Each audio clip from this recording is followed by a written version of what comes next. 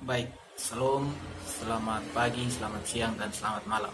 Tergantung kapan waktu Anda menyaksikan video ini.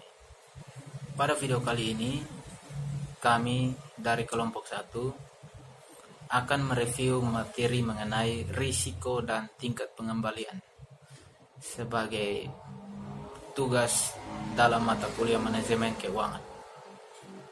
Pertama-tama, izinkan saya untuk memperkenalkan nama saya.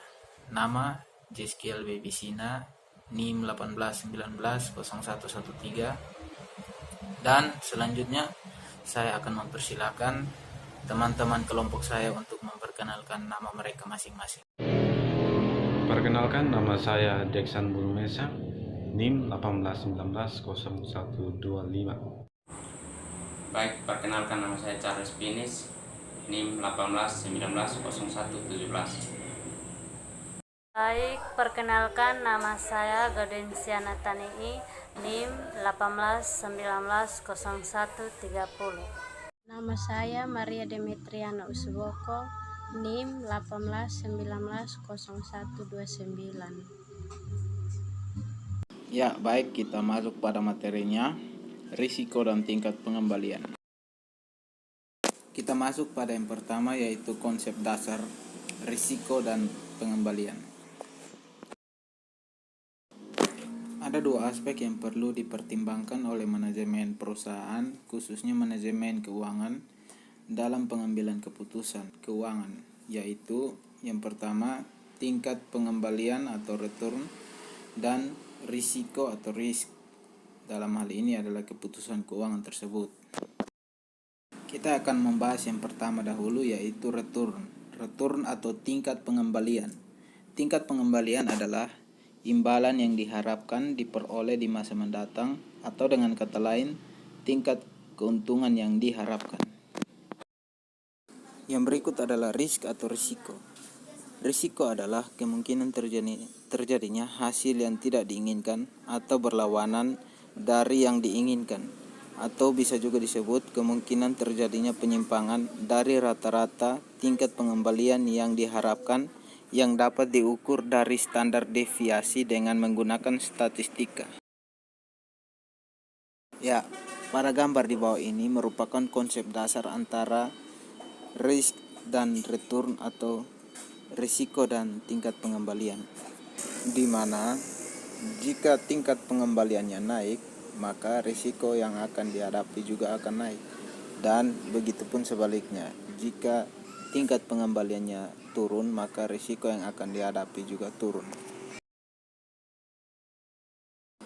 Jadi, hubungan antara risiko dan tingkat pengembalian yang diharapkan merupakan hubungan yang bersifat searah dan linear.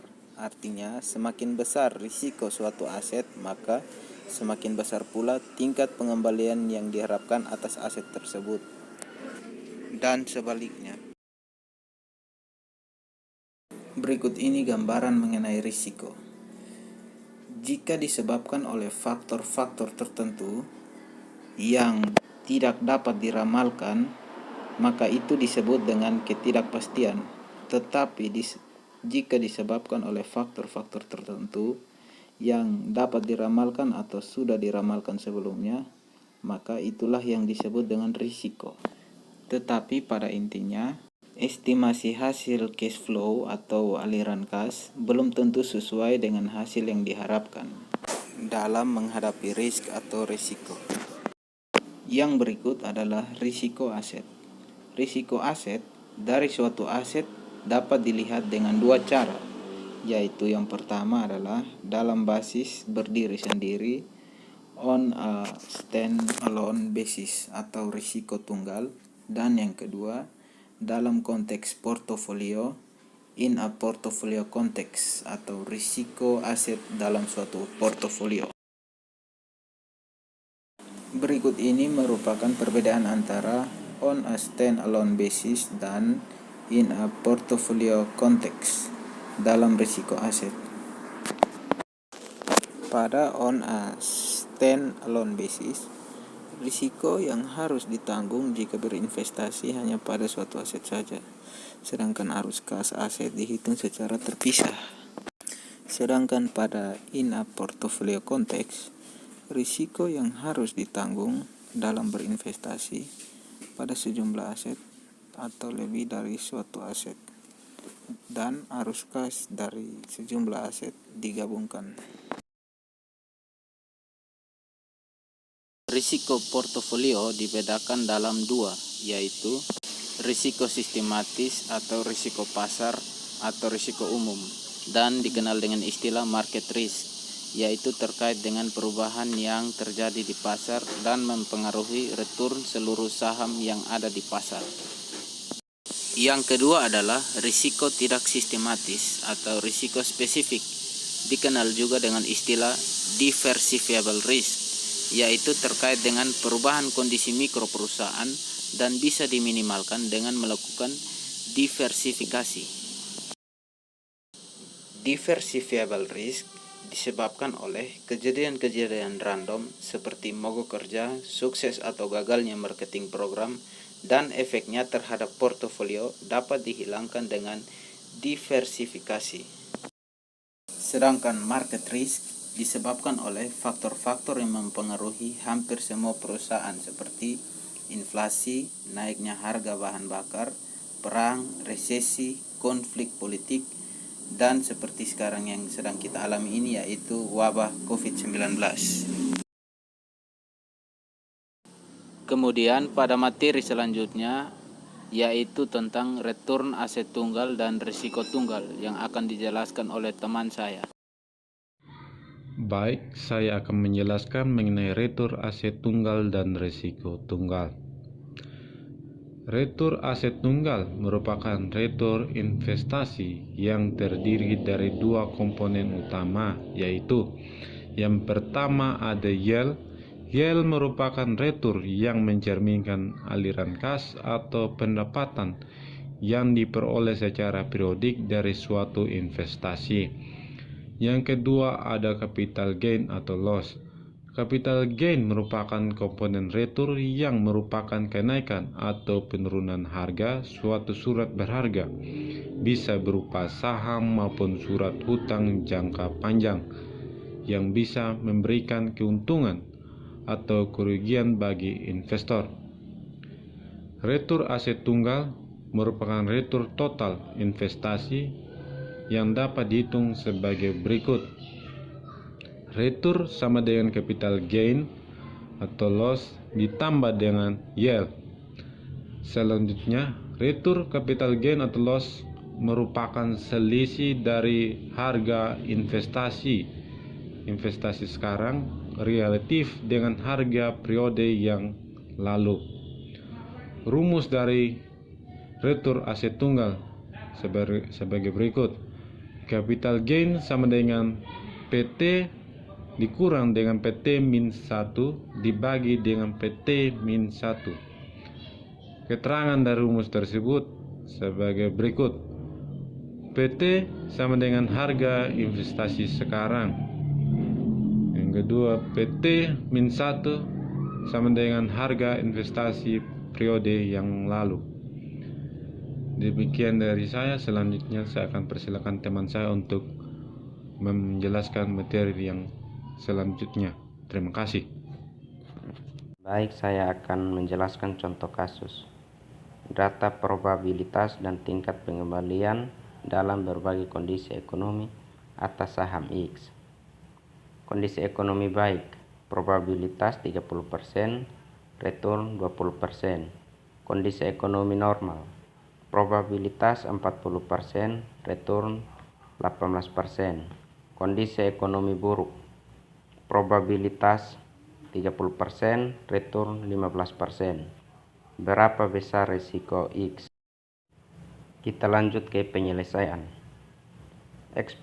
Expected return min ER adalah E dalam kurung R kali sama dengan 30% dalam kurung 20% tambah 40% dalam kurung 18% tambah 30% dalam kurung 15% sama dengan 17,7%. dan standar deviasi. Kuarter I pangkat 2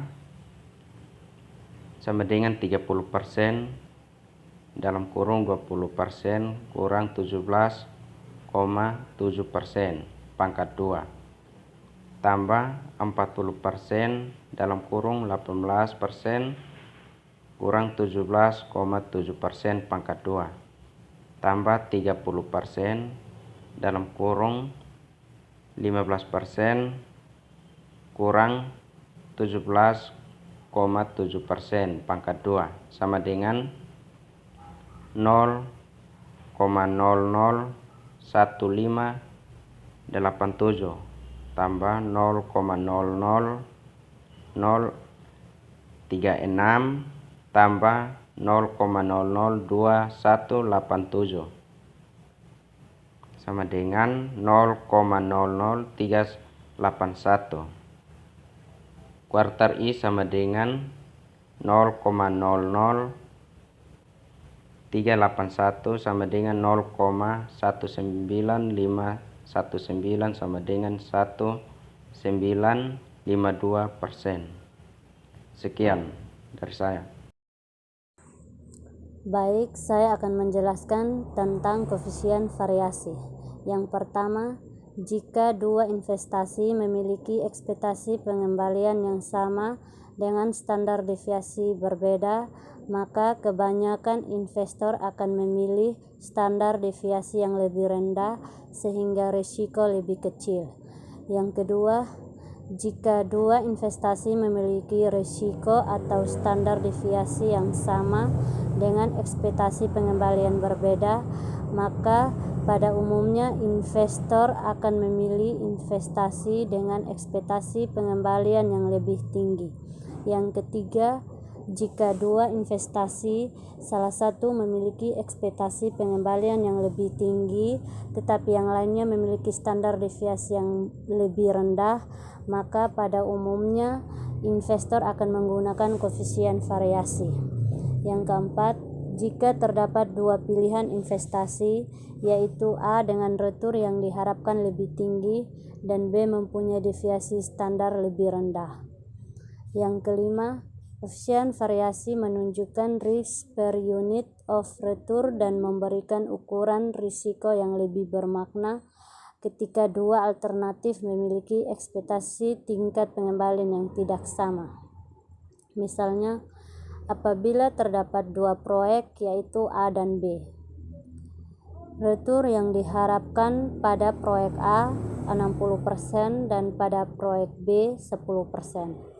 Deviasi standar pada proyek A adalah 15% dan pada proyek B 3%.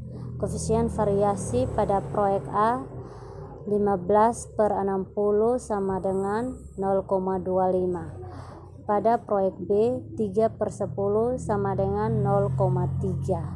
Jadi 0,3 lebih besar daripada 0,25, berarti proyek B lebih berisiko daripada proyek A. Sekian dari saya. Berikut materi tentang investasi portofolio dan risiko portofolio yang akan dijelaskan oleh teman saya. Baik, saya akan menjelaskan tentang investasi portofolio dan risiko portofolio.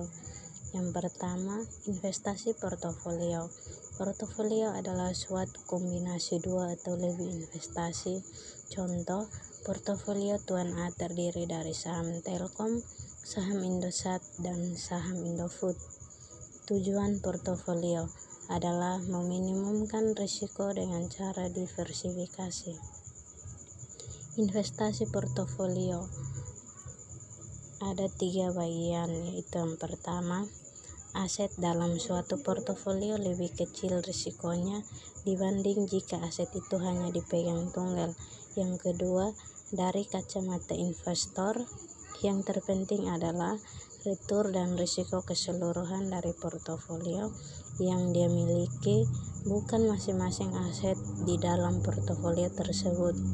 Yang ketiga, oleh karena itu, Investor menganalisis bagaimana risiko dan retur suatu aset tunggal mempengaruhi risiko dan retur portofolio di mana aset itu berada. Yang kedua, portofolio return. Return yang diharapkan dari suatu portofolio adalah rata-rata tertimbang dari semua return yang diharapkan dari sekuritas-sekuritas dalam portofolio. Rumusnya adalah R sama dengan sigma N, I sama dengan 1 WI X RI.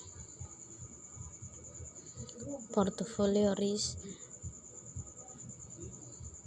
Risiko portofolio bukanlah penjumlahan sederhana dari risiko sekuritas-sekuritas yang membentuk portofolio tersebut, diukur dengan deviasi standar portofolio, tetapi tidak dihitung atau dicari dengan menggunakan rata-rata tertimbang deviasi standar masing-masing sekuritas dalam portofolio.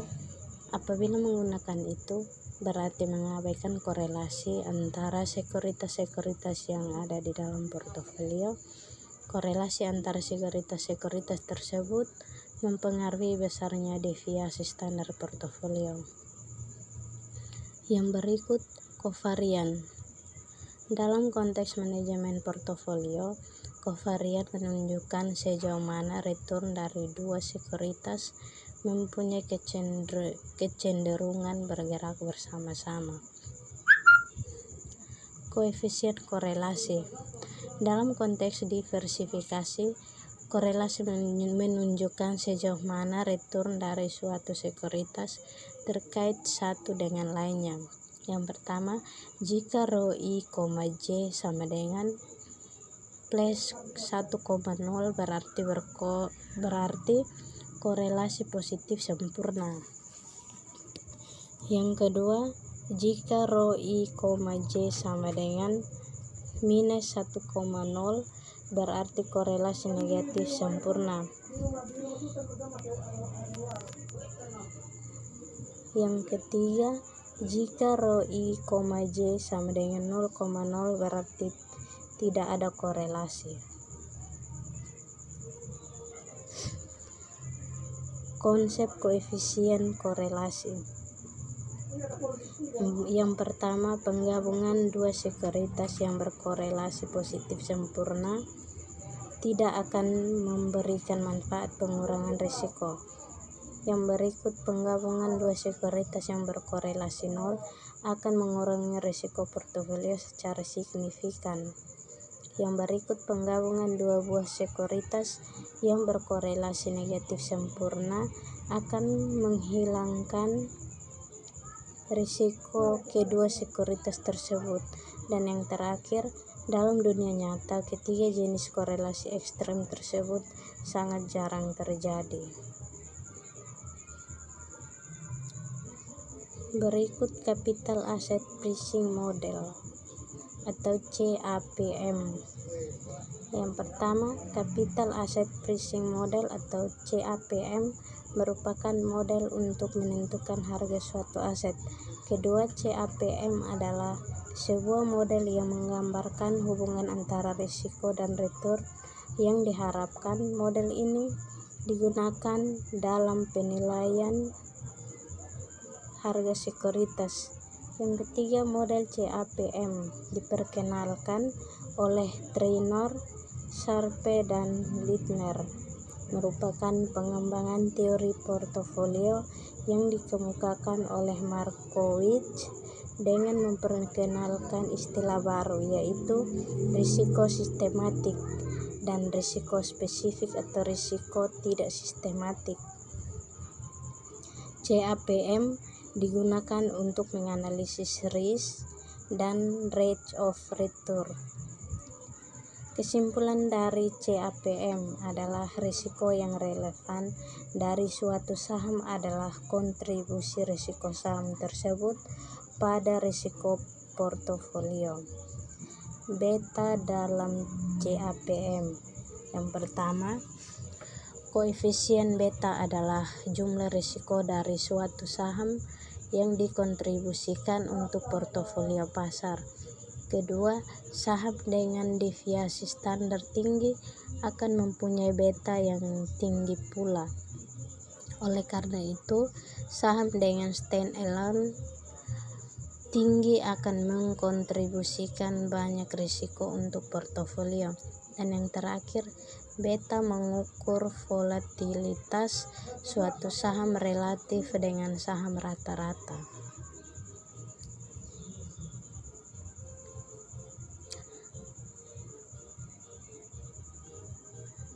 Security market line. Rumus R kecil I sama dengan R kecil R besar F tambah R kecil M besar kurang R kecil R besar F kali BI. Semakin besar suatu sekuritas, maka semakin besar risiko pasarnya dan semakin besar pula return yang diinginkan investor. Berikut adalah beberapa penjelasan tentang portofolio risk. Kemudian ada covariance. Dalam konteks manajemen portofolio, covariance menunjukkan sejauh mana return dari dua sekuritas mempunyai kecenderungan bergerak bersama-sama. Berikut adalah koefisien korelasi serta konsep koefisien korelasi. Ini adalah cara menghitung risiko portofolio serta rumus yang digunakan. Market and diversifiable risk. Dalam suatu kondisi tertentu, mengkombinasikan sekuritas dalam portofolio mengurangi risiko tapi tidak menghilangkan risiko. Berikut adalah CAMP serta kesimpulan dari CAMP. Kemudian ada beta dalam CAMP. Security of market lines. Hubungan antara rate return yang diminta dengan risiko pasar suatu sekuritas. Yang terakhir adalah security market line, di mana semakin besar beta suatu sekuritas, maka semakin besar risiko pasarnya dan semakin besar pula return yang diinginkan investor. Sekian dan terima kasih.